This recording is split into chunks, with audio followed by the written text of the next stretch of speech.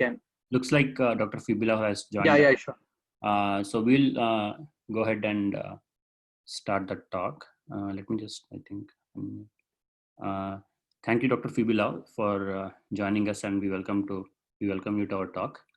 Hi everyone. Hi. Thank you so much. So just to give a brief introduction about Dr. Lau. So Dr. Lau is a clinical psychologist who works with adults and adolescents. She has worked in the mental health field for the past decade in counseling, research, and clinical psychology. So from her experience, she has developed a passion for treatment of trauma, women's well-being, and mental health issues, and women's leadership. She's closely associated with Inner Collective, which is a boutique clinical psychology practice located in Melbourne, with a special interest in emotional well-being and leadership. So without getting into much other details, I welcome Dr. Love, and I request her to share her screen and please get the talk started.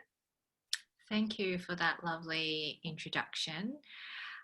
So as we go through, feel free to pop in any questions in the chat box. I believe someone will be monitoring that. So it's a big feat to talk about, I guess, some of the topics that was listed on the flyer, but the most popular topic that came out was mindfulness and anxiety. And so the goal of this talk is to really give you guys an introduction. So this is some information that I would share with my individual clients. So you guys are privy to some of that information today. Now, we're not going to go into specific techniques or strategies, but it's important to understand, I guess, what to do in these current circumstances and how mindfulness might help with that. Now, first of all, I hope that everyone is well or well enough at this point, and it seems like that we're almost out of here, but it also looks like we might be in some form of restrictions for a while until a vaccine comes along. So during this period, mental health is incredibly important. So I'm going to start sharing my screen.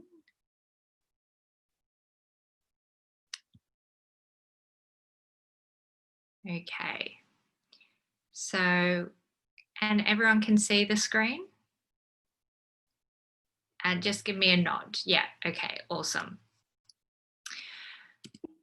So, I'm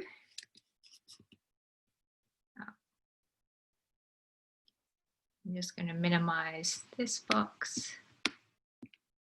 Okay, so first of all, I guess a common feedback was talking about mindfulness in context of anxiety.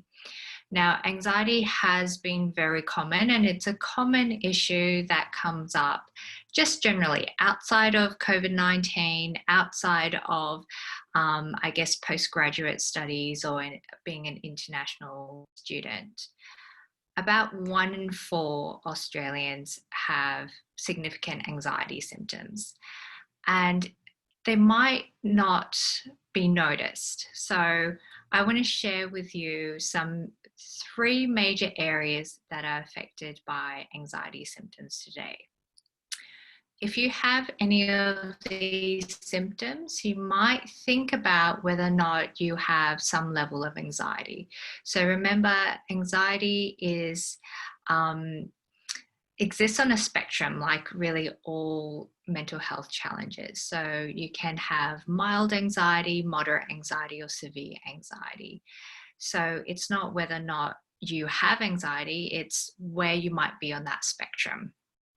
So the first area is those physical symptoms, and most people come to see me or see their GPs noticing the physical symptoms first. So panic attacks are the more extreme, and really panic attacks, most people describe it as feeling like they can't breathe. They have really high chest pains. It feels like a panic attack, basically. But other than that, people might have hot or cold flushes, racing heart, really tight feeling in the chest is a common symptom, quick breathing, or they find it really difficult to breathe, an upset stomach. So if you've noticed that you've had an upset stomach and you're feeling queasy for some time, that's also a symptom. Restlessness, feeling tense or really wound up. So those are common physical symptoms of anxiety. The second area are thoughts. So what is happening in the mind? Usually when someone has anxiety or some level of anxiety, there is a feeling of apprehension or fear, worry, catastrophizing, thinking about the worst possible situations. We might become a bit obsessive in our thinking. And because of all these worries and fears and catastrophizing, it's understandable that then it's really difficult to concentrate. The third area is behavioral. So usually when someone has experiences of anxiety, they might start avoiding what makes them feel anxious. And that's pretty normal. So if we're feeling anxious about working on our thesis, working on a project, we tend to procrastinate. So that's a form of avoidance. Behaviorally, you could start feeling really angry or irritable with your partner or your friends. And for males out there, that's a more common way to express anxiety. Social withdrawal can also happen. So withdrawing from friends and family, not wanting to really talk about yourself or feeling like you can't contribute to conversations. So as I'm going along, please let me know if you have any questions or if the host can jump in, because I'm just aware that I can't really see anyone or hear anyone. So I feel like sometimes I'm talking to myself. Okay, so we've gone through those anxiety symptoms, and it's no wonder at the moment we feel anxious. So on top of what we're already dealing with on a day-to-day basis, and some of us may have felt anxious before coronavirus, the coronavirus has had a huge disruption to our lives, and for some of us, the way we think of the world. So before coronavirus, some people may have had, and a lot of people would have had beliefs that the world is relatively safe, that our governments take care of us, that, our healthcare system is able to manage if we get sick. And then so the coronavirus and what has happened subsequently has really impacted our sense of beliefs. On top of that, because of COVID-19, social isolation has now occurred. So a lot of people are now living at home alone, away from their friends, and more important, away from their family. And this is really significant if you have family living overseas. It has been a really difficult time because essentially we cannot reach loved ones who are normally our support. So it's no wonder that anxiety has risen over this time, and we call it a collective anxiety. And you might have also heard the idea of collective grief. So what has also come up along with anxiety due to COVID is this idea of collective grief, that we're all feeling a sense of grief or loss for the people who have passed because of coronavirus, particularly not only the patients, but also the doctors and nurses who have risked their lives as well. So all of this on top of our day-to-day having to manage finances, work, study, has all impacted on our mental health.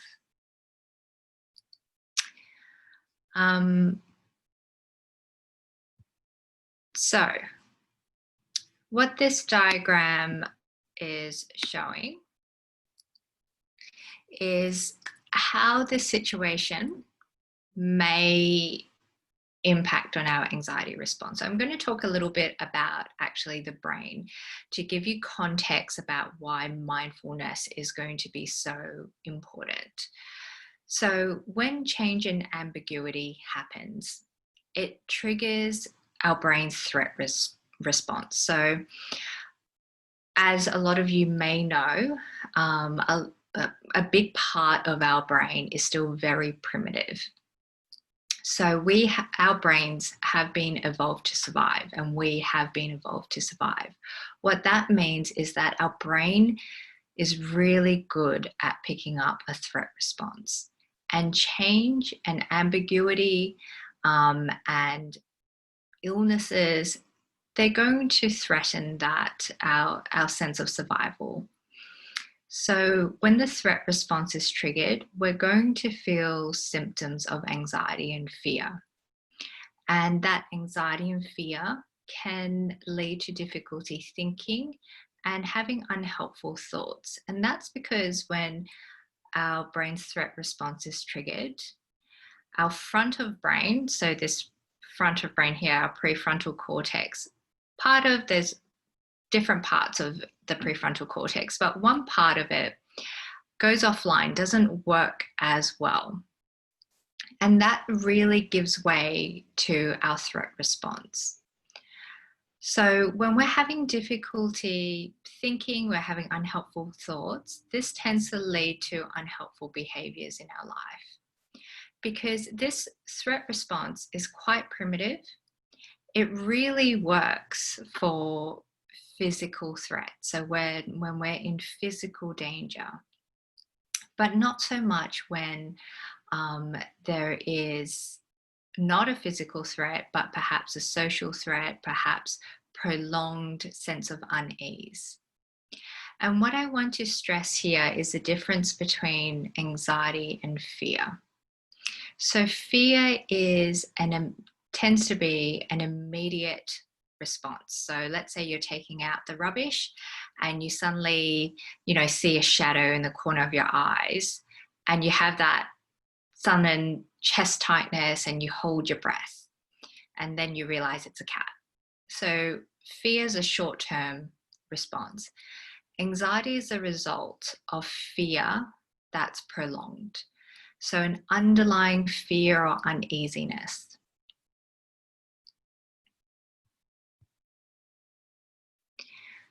Okay, so, oops.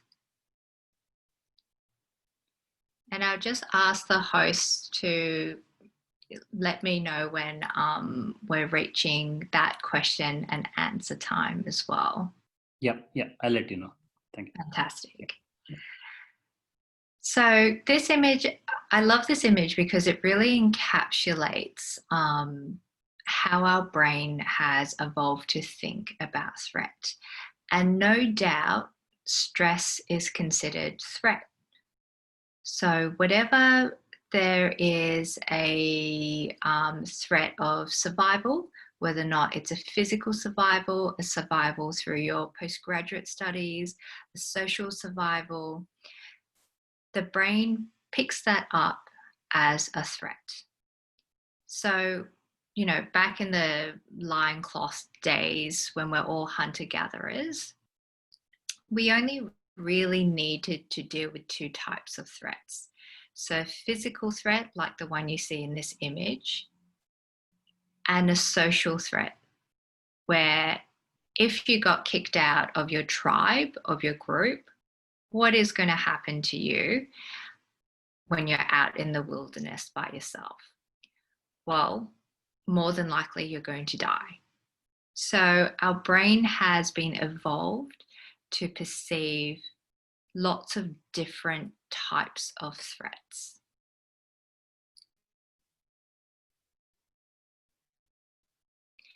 And so when our brain perceives a threat, we go into a fight, flight, freeze mode. And most of you may have already heard the fight, flight, freeze. So the fight, flight, freeze is, again, a very primitive part of our brain, and it comes from a part of our brain that we call the reptilian brain. So really the part of the brainstem. And the brainstem exists in most animals and most reptiles, and even insects have that very primitive part of that survival response. So in this case, we're really no different than any other animals out there in how we respond. So when we feel a threat, we tend to respond in these three ways. And remember, when I talk about threat, I'm talking about not only acute one-off incidents of threat, so being attacked by a wolf is a one-off, but I'm also talking about a prolonged situation where there's a sense of apprehension or fear. So the fight response, I'm not sure if you guys ever have crossed a road and seen someone cross a pedestrian crossing, and then a car slams on their brakes and the car is honking, the guy might be swearing out the window, and the pedestrian does a few things. So I have seen these three things in different pedestrians. One, the pedestrian might slam the bonnet of the car and start yelling back at the driver. That's the fight response. So when someone has a fright or is feeling cornered or they're feeling threatened, sometimes the fight response comes out. Second one, a pedestrian is walking across the road, a car slams on their brakes, the driver starts honking and yelling. A pedestrian may suddenly start running across the road. So they've stopped for a moment, seen the car, and then start running across. The third is a pedestrian walking across the road, the car slams on the brake, and the pedestrian stops and just stares and feels like they're unable to move. So these are the three responses that we all have to survive a threat. Now, as I said, our brain is great at surviving acute threats. So a wolf attacking us, finding shelter if we're being attacked by another tribe. These responses aren't so good when it's prolonged. So let's say I'm going to give you an example of another type of threat our brain perceives as threatening. You're coming up to a review on your thesis. So let's say it's a 6-month or annual review. So the idea of that review is, it can be frightening, it can be stressful, it can be scary, particularly if you feel like you don't have the right supports around you. So there might be 3 different responses of students. So around the time of a thesis review, a student might start feeling really angry and irritable, might start getting snappy at friends or family, might start getting quite abrupt in the way that they speak. And this is unusual for them. And this is telling us that that stress response linked to their threat response has triggered their fight survival response. The second student might feel really stressed, feel under the same pressure. Instead of being really irritable and angry, they might completely avoid doing what they need to do to prepare for that review meeting. So they might literally avoid emails, avoid talking about what they need to do until perhaps the very last minute. The third response, freeze, is really kind of like that procrastinate response, but it's more about not being able to think. So you sit down at your computer and suddenly you cannot string a sentence together. Or, you know, you're sitting in that review meeting and you had this whole, you know, speech prepared and you cannot say it. You can't find the words to say it. So your brain has gone into freeze.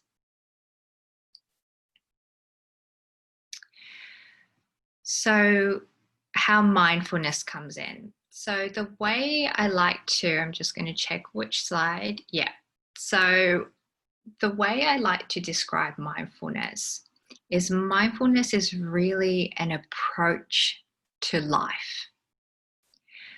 So you may have heard about mindfulness in popular culture, and then there's a lot of mindfulness apps happening.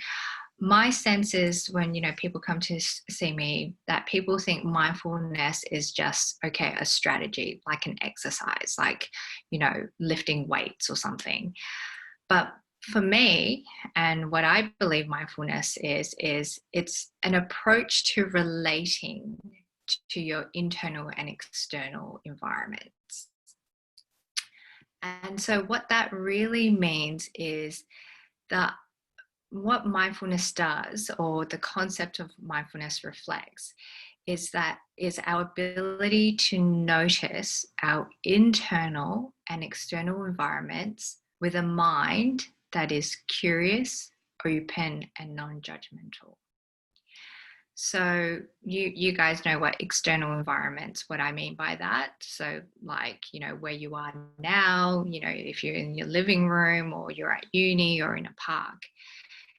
Your internal environment is your internal landscape. So what are your physical sensations? What are your thoughts? How do you think? How fast do you think? Do you think in words, images? Do you see the words? Do you hear the words? What type of words or what type of images? You know, where do you feel feelings? How does emotions show up? All of this is mindfulness of your internal world. But really importantly, mindfulness is about being curious and open and non-judgmental about it. So why this is really important, I want you to think about, you know, a problem that you're approaching. Let's say you're fixing something or you're solving a problem. The more frustrated you are, the more angry you are, the more closed-minded you might be because of that anger and frustration. It is really hard to find the solution. So I think it's an Einstein quote, and someone might correct me, that Einstein said, you can't approach a problem with the same mind that created it. So really with mindfulness, we're doing the opposite of what feels natural. Like what feels natural is to be frustrated with ourselves, frustrated with our external environments. But mindfulness is a muscle to train, being curious, open, and non-judgmental about our environments. So this image really encapsulates what that means. So the idea of walking through that park, are you being mindful? So thinking about all your stresses, all these other things, or mindful, which is really focusing on the present moment, focusing on what's in front of you. And the reason why we talk about mindfulness as being so important with anxiety is you can imagine with this image, if you're walking through the park with your dog and your mind is focused on all of these problems, whether or not it's about your thesis, your projects, your finances, coronavirus, your family, whatever's going on, your brain considers that as threat and triggers your stress response. So your brain cannot tell the difference between a threat in reality and a threat that you're thinking about. So to illustrate that, I'm sure most of you would have watched a horror movie at some time or another. We know that we're watching a horror movie, and yet a lot of us feel a sense of fear when we're watching that horror movie. Or most of us have had the experience of thinking about something that we don't want to happen. And we think about it, and suddenly we feel as if it's already happened or happening. So our body goes wherever the mind goes. And so being able to train our mind in mindfulness, being able to focus on the present with curiosity, openness, and non-judgment, helps bring our minds back to the present moment, to a place of groundedness. And we can do this through various ways.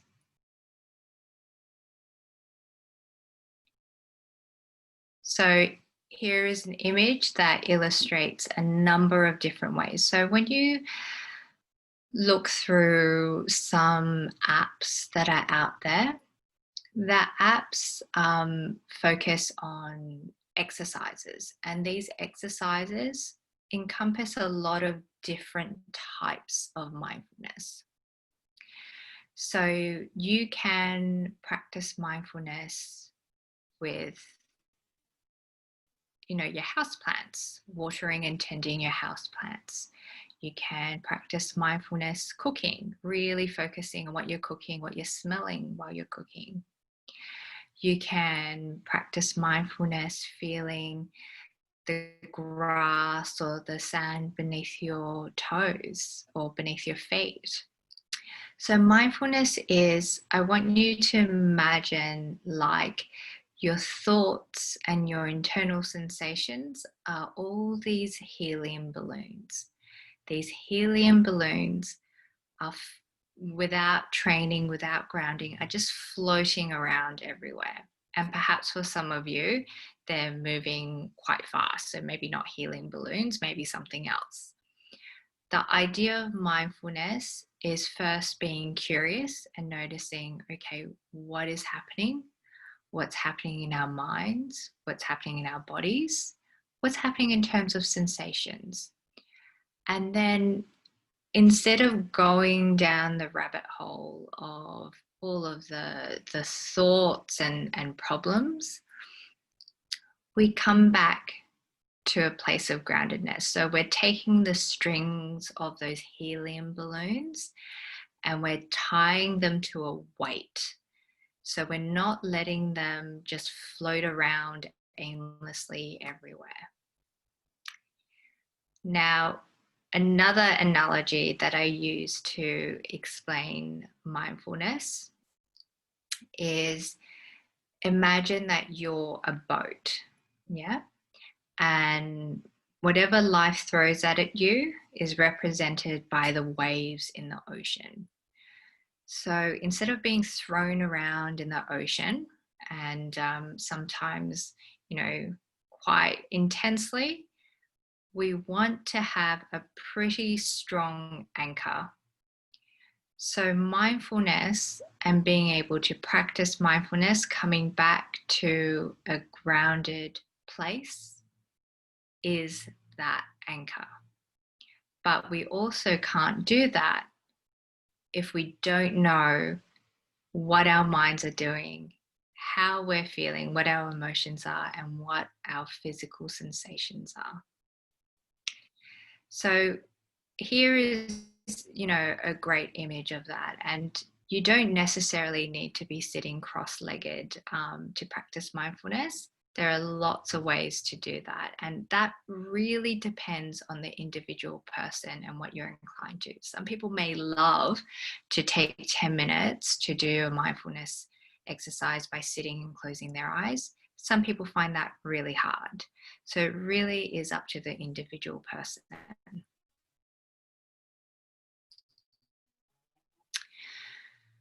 So I've kind of covered this a little bit, but mindfulness really helps the brain to really reflect on the idea of what is perception. So what we're thinking or imagining, or perhaps what we're seeing on the news and imagining, and what is happening in our reality.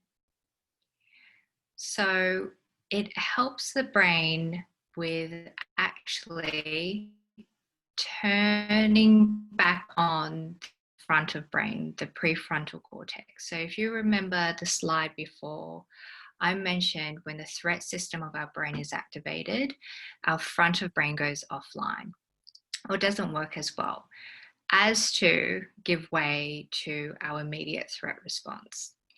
So mindfulness helps create some introspection, so being able to reflect on our internal world and be able to notice what's happening in an open way, know why it's happening, and come back to the present moment, to a place that we can actually control. So how I will explain this in an example is, so imagine again, you're preparing for your 1 year, 2 year review with the school for your PhD or your thesis. And you're sitting in front of the computer wanting to really think about, what you're going to say about your project. And you notice that you're having a really hard time thinking. You've gotten up several times to get 5 cups of tea, snack, maybe talk to a friend.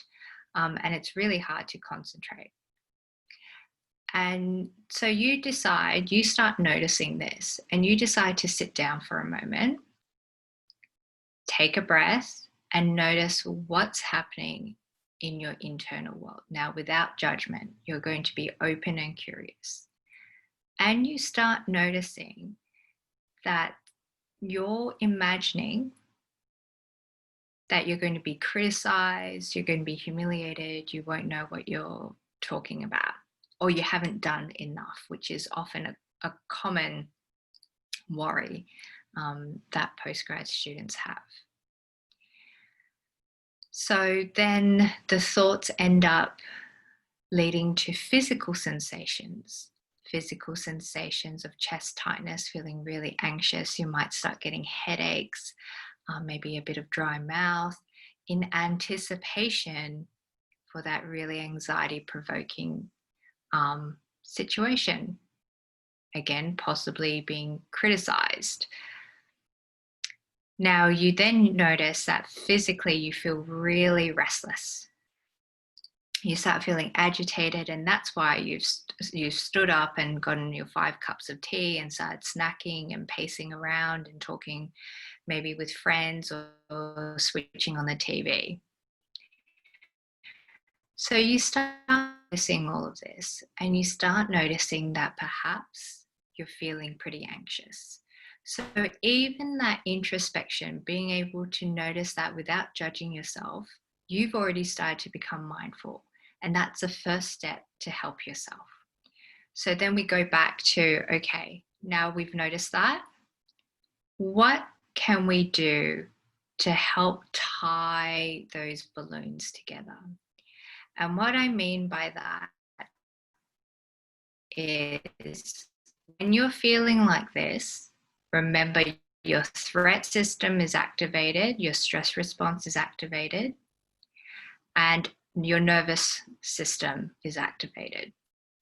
So remember that we don't stop existing from our necks. Our whole body is involved, and that's why you feel that restlessness, agitation, you feel the chest tightness or the sore stomach. And so when that happens, we want to think about, okay, for our body and for our mind, what is the best way for you to calm it down? What is the best way to tell your mind? Because remember, your mind thinks you're in danger, that the committee is dangerous. So you've got to teach your mind, and every mind and body will be different, how to calm down and how to create a sense of safety again. Now, this doesn't mean that you'll have no anxiety or no stress, because we all need a little bit of anxiety and stress to perform well. We need a little bit of adrenaline, but we don't need so much of it that we have a mind blank, or we, can't type anything out. So the first step to that is noticing all of those internal experiences and what you need to do to calm down your mind and body. So for a lot of people, exercise, going for a run or a walk really helps. And that's because when your threat response is activated, your body actually excretes stress hormones like adrenaline. So that's why you feel agitated and restless. And so running or taking a walk helps the body metabolize those stress hormones. But for some others, they don't like running. So think about what else you could do to help your body. Do you need to take a bath?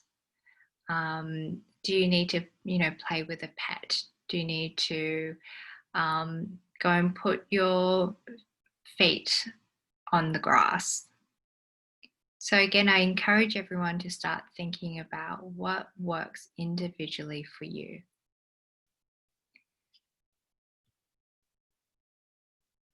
So I want to introduce you on my website. Last year I created, and this is all free, I think 3 or 4 audios of mindfulness exercises. And you can, as you can see, download those audios. And there are a few mindfulness exercises that I introduced. So one is mindfulness of breath, noticing what your breath is doing, being able to calm down your breath. I've also done a mindfulness of emotion and mindfulness eating one. So there are a lot of exercises that you can do. In terms of apps, there are some really great mindfulness apps out there. You guys are welcome to explore them, and I'm sure some of you have already downloaded it. Headspace is a really popular app that many people use, and the first 10 sessions are free, but I do believe that they save some of your data, possibly for their research. But there's other ones like Smiling Mind as well. That's great. One of my favorites is actually Insight Timer, and Insight Timer is a platform where lots of different teachers upload guided meditations or guided imagery for various things and at various lengths. So let's say you're suffering from a bit of chronic pain, you have some back pain or shoulder pain, etc., and you only have 15 minutes, you can jump on the platform, search pain, and it comes up with a whole list of different exercises, and then you can adjust it to, okay, well, I just want a 15-minute exercise. So that's a really handy one. And often I suggest that for people who have trouble sleeping, because there are a number of great sleeping meditations on that, again, at various lengths. Calm is another really good app that people use. So there are many, many different apps, but without understanding why we practice mindfulness, why mindfulness is so important, it's difficult to sustain practicing mindfulness. Now, I just want to quickly just talk about these 3 pillars. Besides mindfulness, and mindfulness can help with these 3 areas. But besides mindfulness, these 3 pillars are incredibly important for your physical and mental health. So first of all, exercise. We are not made to be sitting down for 9 hours a day. We need sunshine, which, by the way, I encourage everyone living in Melbourne as winter is coming to go and get a blood test for vitamin D deficiency, because that does tend to impact on your mood. So if you do have some vitamin deficiencies or you suspect that, please check that, because some deficiencies, especially vitamin D, does impact on your mood and your level of anxiety. So exercises is number 1. We're made to move. Number 2, I'm going to be probably saying things you already know, but I need to remind you guys, especially as students, your diet and nutrition. I know some of you, and I've heard many students, I've also been there, where you go for the cheapest option, right? That might not have that many nutrients.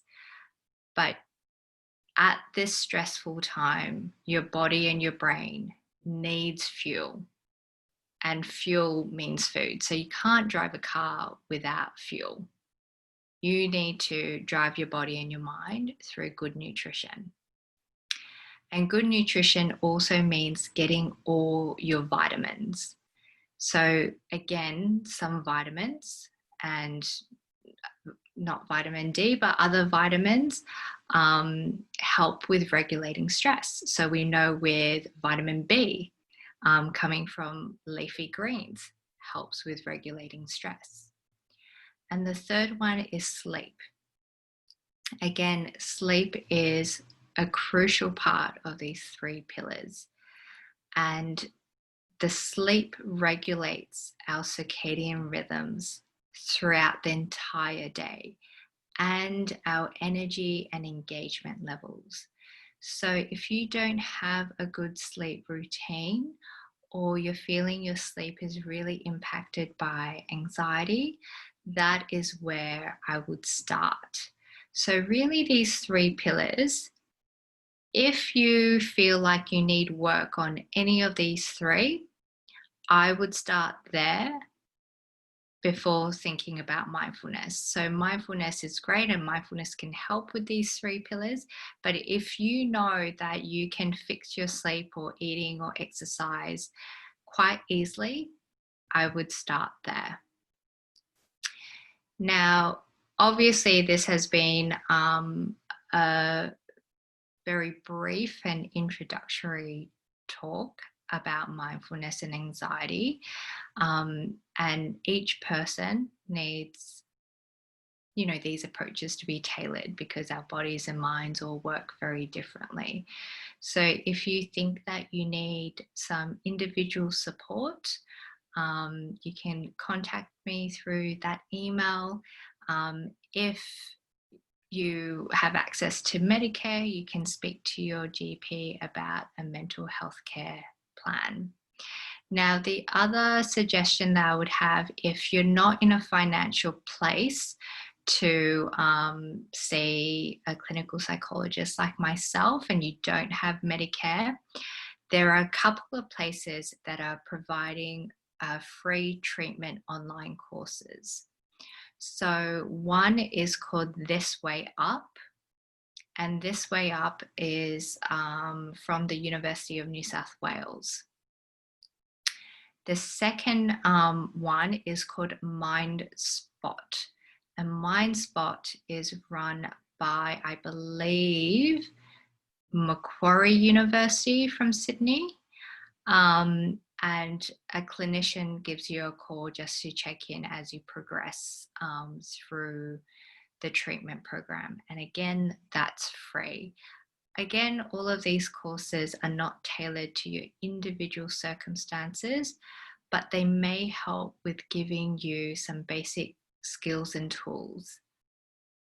So I think I might leave it there, because we're I think about time for Q&A. Is that right?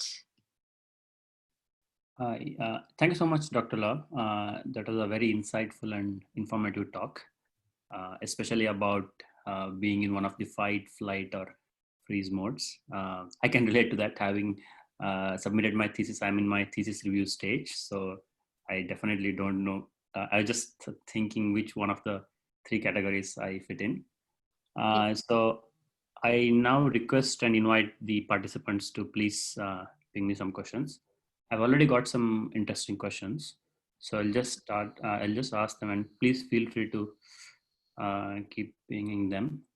So one of the uh, questions that is very obvious, and the first thing that one might think is, how do you feel this, how do you cope with this constant barrage of negative and stressful news? Because most of the participants here are mostly international students, so who have got their families back in other countries, India or many other places. Mm-hmm. So even though situation in Australia is getting definitely much better, so in other places it's still, the pandemic is suddenly before peaking. So where there is like, oh, 5,000 cases today, 6,000 cases today, it's a new high, it's a new high. Every day you come with this heading that say this country reports the most cases yet. Mm-hmm. And you wake up to that news every morning. So how do you get the energy and like motivation, or sort of how do you keep yourself sane for the rest of the day? Because that news keeps coming every day. Yes. So this is a really common advice and strategy across mental health professionals, is to limit or not look at the news. So only get your news if you're going to speak to your friends and family overseas from your friends and family. You do not need to necessarily know that, in your home country that, there's 6,000 new cases, because that does not help you. You're in Australia, you can't do anything, and so your brain perceives that as dangerous and threatening. So really limit the amount of news that you're receiving, and focus on just speaking to your friends and family about them.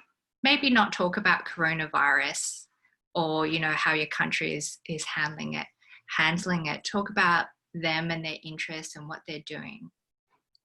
Yeah. That's probably another question I was going to follow up with, which is that most of the phone conversations that I have nowadays revolve mostly around coronavirus.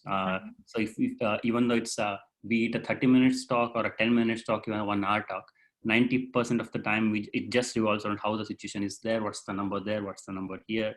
So it just feels like we do not know any other topic to talk about. So yeah, which probably that's very we've forgotten how to talk, how to have a conversation without mentioning coronavirus. Yeah, absolutely. Yeah, that's what I was coming to. Yeah. So another sort of tangential question to this, another probably from a personal perspective is, so if for people who may be struggling with other mental health issues, like say OCD or whatever it is, so one of the things that would manifest is the constant hand washing. So where you just sort of, and especially with the pandemic, where everyone keeps saying throughout the day that, oh, wash your hands, keep clean, wash your hands. So you just sort of tend to go paranoid, where what did I touch, or I want to wash my hands. And the negative effect of that being, we will be going through a dry winter, so which might have might aggravate our skin conditions and lead to other issues. So how do you sort of balance those things? So, I guess you mentioned OCD, and I would say with someone who experiences OCD, it's best to get individual support, because it is a really difficult time. As you said, it exacerbates your current anxieties already and hand washing, and you need a bit of support around that and some specific skills and strategies. Any other questions? Okay, one of the participants was the yes, please go ahead, Rachana. Let me mute. Yeah, please go ahead and ask the question yourself. Hi, Dr. Lau. Hello. What's your question? Hello. Are you there, Rachana? Sorry. I'm still mute, so. I'm so sorry. Yeah. Can I hear you now? Can you hear me now? Yeah. Hi, Dr. Lau. So I was wondering, we're all PhD students here, and we are going through this whole spectrum of feelings that you explained. You know, like we have 5 stages of grief. I have also seen these different stages of, approaching your review. So I had mine this month itself, and initially I was procrastinating a lot of it, and then I realized that I am scared that, you know, I will be humiliated in my meeting. I might be humiliated in my meeting, and then I accepted that part, and I went ahead and I prepared, and I had a good review. Mm-hmm. What I'm trying to say here is that I had to accept that, yeah, let's proceed with the worst case scenario, and we'll get ahead with it. But sometimes I tend to underplay the situation that, yeah, I'm having this issue and I'm procrastinating, but I feel everybody's having this issue, so it's not a big deal. It's up to me to learn to deal with it, not really make a big issue out of it. So I think most of us tend to underplay our anxieties because it is something that everybody around us is experiencing at the same time. How do we, you know, tell ourselves that, no, your problem is real too, and, you know, not really just sit with it and do something about it? Yeah, absolutely. And I think, you know, what you observed is something that happens all the time, even outside of this particular COVID period, is that a lot of us experience things internally and we think, oh, other people, you know, are dealing with the same thing, so my thing is not such a big deal. Or, you know, people have it worse than me, so my thing is not such a big deal. And that's really common. And in some cases, it's protective because you're telling yourself that you can survive, you can deal with it. But where it becomes problematic is where you're telling yourself that, and yet you can't get things done. So it starts really interrupting your life. So whether or not that is in your PhD or with your family or with your friends, and you're starting to notice changes within yourself. So your energy levels have started to change, or you're finding it hard to get out of bed.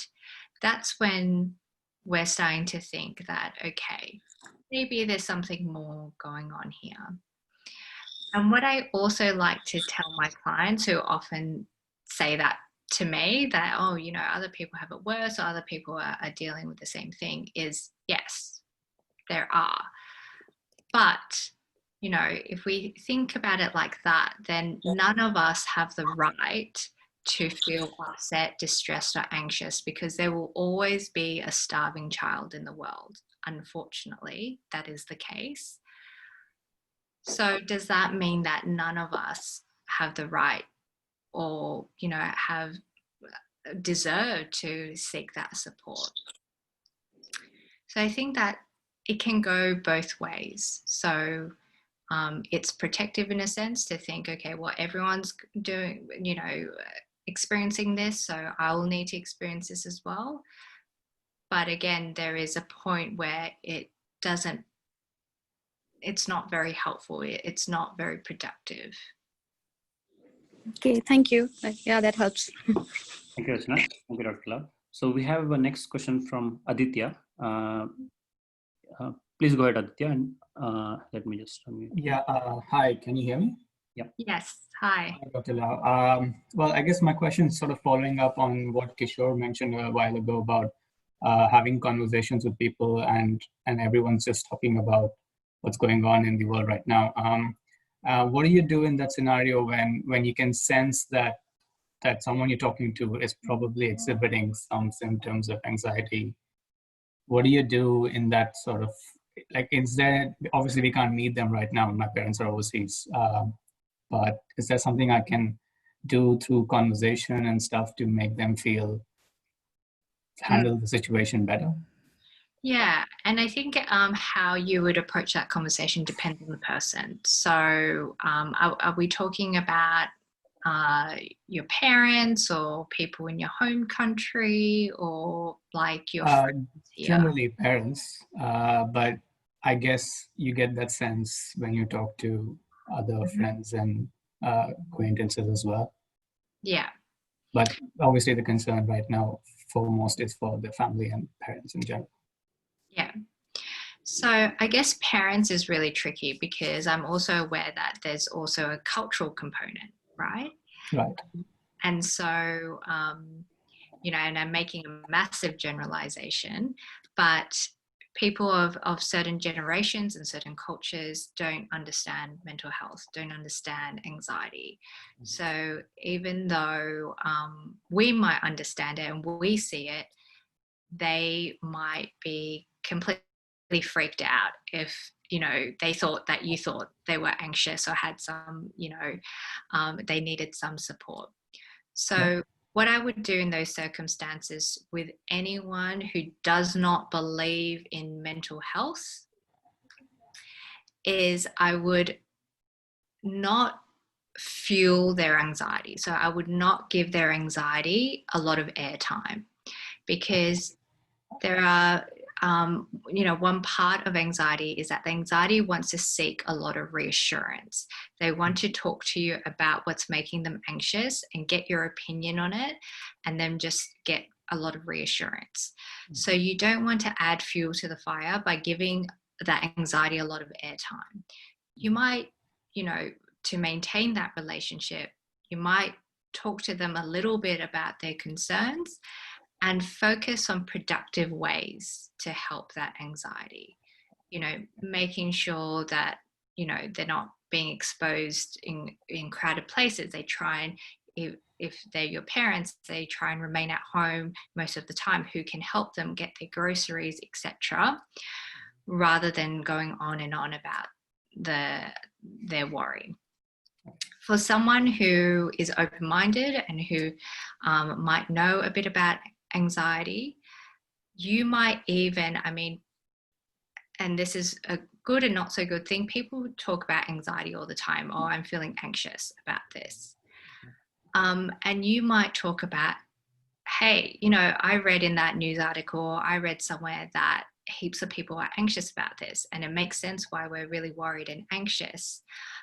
Or you saw an Instagram post about it.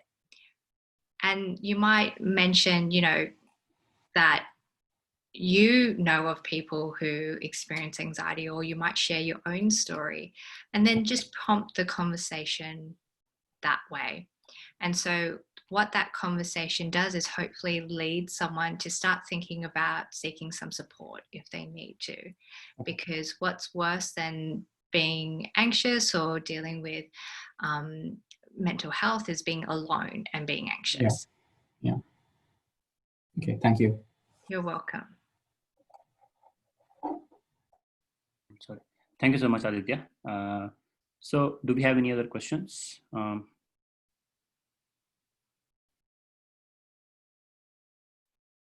Please feel free to unmute your mic yourself if you just want to go ahead and ask questions.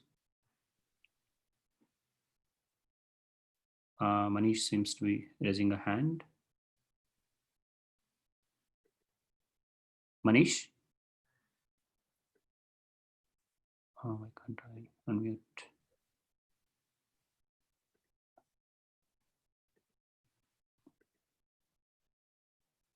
Okay. He was actually clapping towards the end of the session.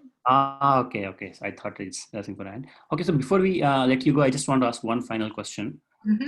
So obviously things are getting definitely much better in Australia.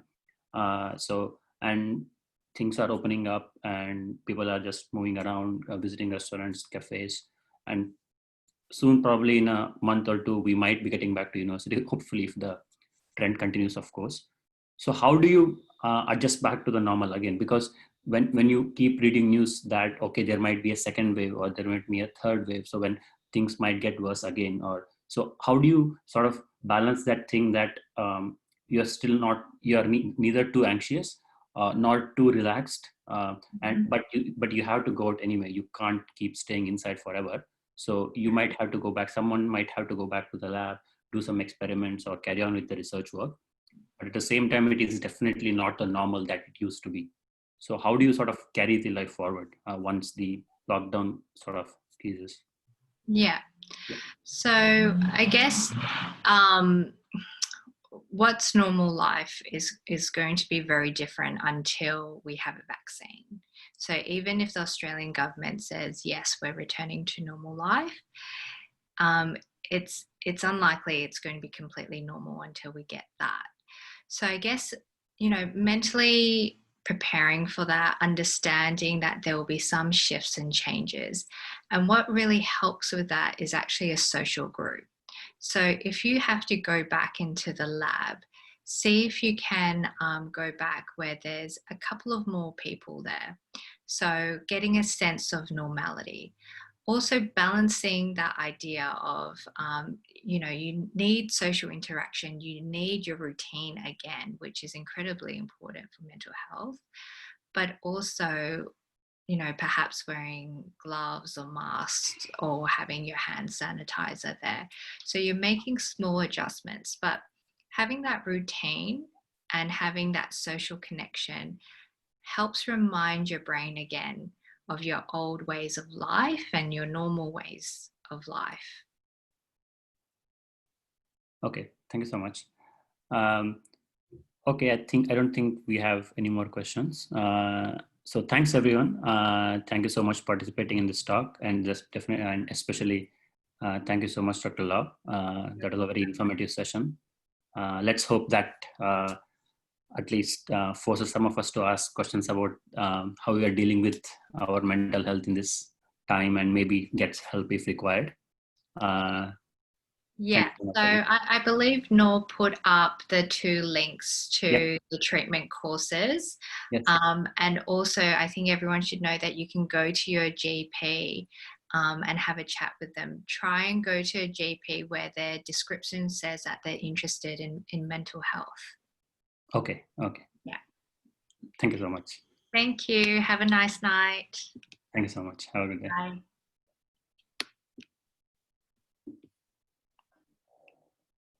Thank you so much, guys. I hope that is of some use to all of you. So